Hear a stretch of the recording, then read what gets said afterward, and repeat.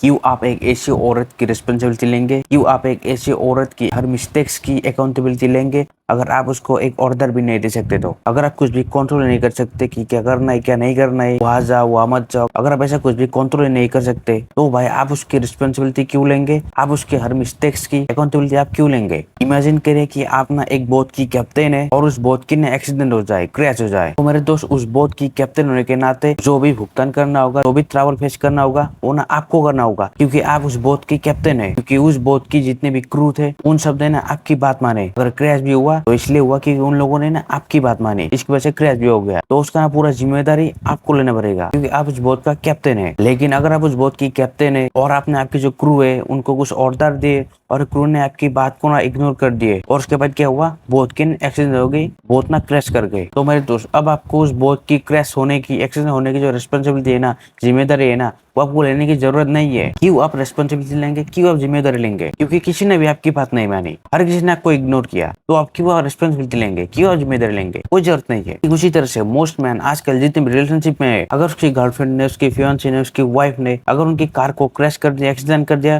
तो भाई फिक्स उसे करना पड़ेगा क्योंकि वो हस्बैंड है, बॉयफ्रेंड है, फिर पार्टनर है। अगर कार का एक्सीडेंट भी हुआ है ना तो फिक्स उनको ही करना पड़ेगा क्योंकि उसका रिस्पॉन्सिबिलिटी है, क्योंकि वो अकाउंटेबल है और वो फिक्स करेगा भी। वो ना अकाउंटेबल है, उसका ना रिस्पॉन्सिबिलिटी है बिल को ना पे करना, उसके ना ख्याल रखना, उसके ना टेक केयर करना, ये ना उसका जिम्मेदारी है। और ये ना उस मैन की जिम्मेदारी है, उनकी जो ओमेन है, पार्टनर है, वो ना सेफ रहे, ये उसकी जिम्मेदारी है। अगर रात को कोई डकैत उनके घर में घुस आता है तो उसकी जिम्मेदारी है कि डकैत के साथ ना लड़ाई करना, उसको पकड़ना, उसको ना पुलिस के पास लेके जाना, फिर उसको मार डालना, ये उसकी जिम्मेदारी है। जब उसके घर में कोई घुसाएगा तो उसको उठना पड़ेगा, उसको उसके साथ लड़ाई करना पड़ेगा, अपने जान को ना जोखिम में डालना पड़ेगा। क्या पता है जो घुसपैठिया घुसा है ना उसके पास कोई आर्म्स भी हो, लेकिन लड़ना तो उसे ही पड़ेगा ताकि उसकी जो ओमेन है ना वो सेफ रहे, वो ना जिंदा रहे। He has all the accountability, चाहे जो भी हो अकाउंटेबिलिटी तो उसको लेना पड़ेगा। चाहे पृथ्वी तबाह हो जाए फिर भी सारा रिस्पॉन्सिबिलिटी उसका है। लेकिन ये जो मैन है ना, उनकी जो वाइफ है, उनकी जो पार्टनर है, उसको ना कुछ कह नहीं सकता, उसको ना कुछ बोल नहीं सकता, उसको ना कोई ऑर्डर नहीं दे सकता। बस एक स्लेव की तरह सारी रिस्पॉन्सिबिलिटी को उठाना है, सारी अकाउंटेबिलिटी लेना है, सारी जिम्मेदारी लेना है, लेकिन कुछ ना कह नहीं सकते कि तुम भाई एक स्लेव हो। तो मेरे दोस्त तुम कैसे उस बोट की कैप्टन बनोगे? यहाँ पे सारा फॉल्ट सिर्फ तुम्हारा ही है, जितने भी काम है ना